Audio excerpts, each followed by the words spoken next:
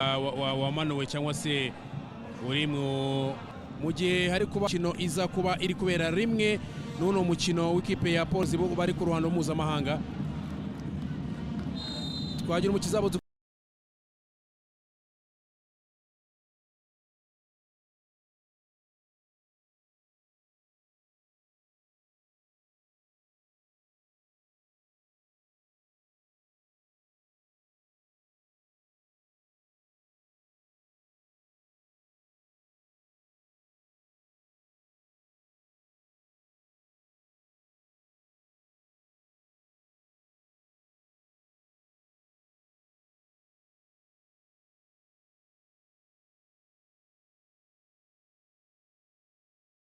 banuvuga ngo kubanza guhindura izo mpindura amatwi. Atasiyo, reka turebe Didier yinjira na offside yabaye, reka turebe Didier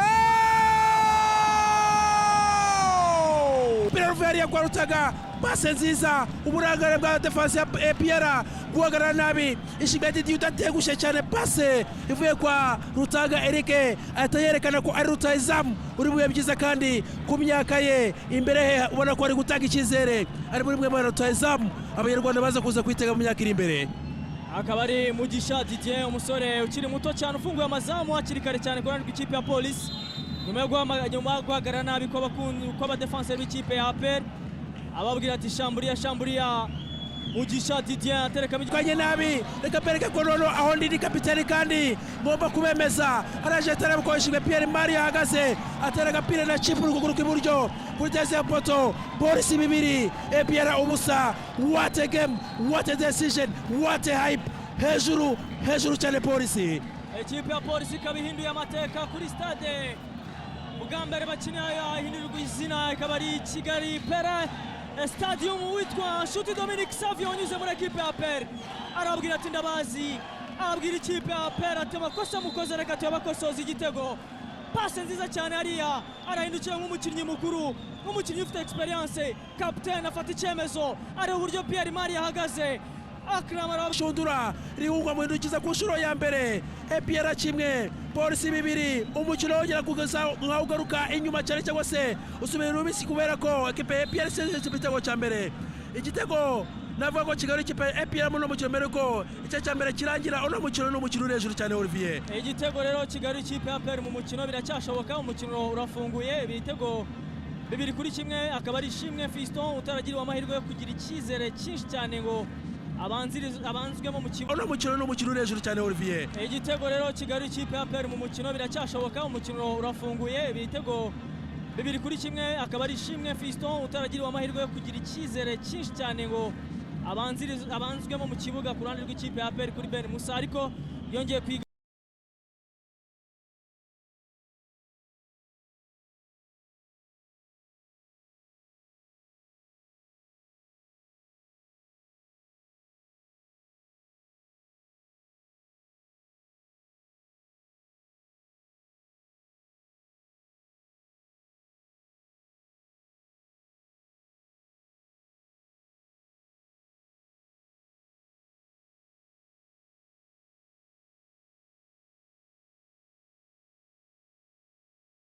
ko byari bigenze. N'umupira ni Plastan adversaire yarigiye kwa Ombolenga Fitina, akora control atera centre, Rihungu arasohoka.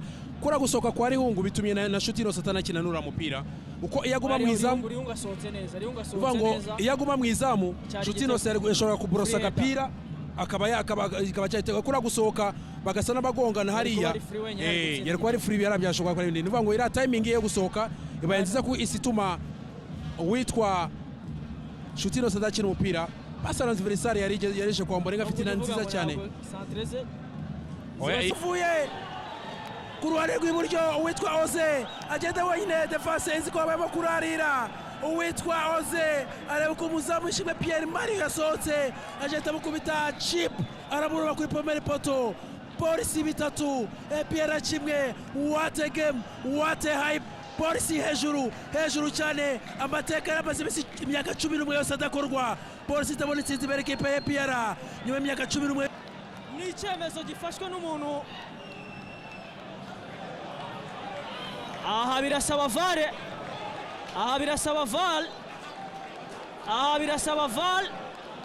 bongera badusubiriza inyuma kuri yabivuze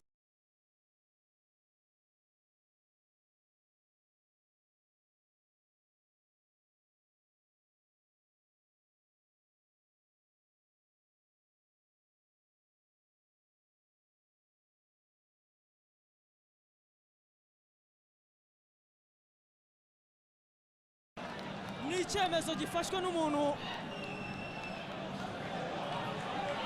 Aha birasaba vare, aha birasaba val, aha birasaba val, bongera badusubiriza inyuma kuri yabivuze. Ikipe ya Polisi ibonye amanota 3 iheruka kubona mu mwaka wa 2012 imbere ikipe ya APR.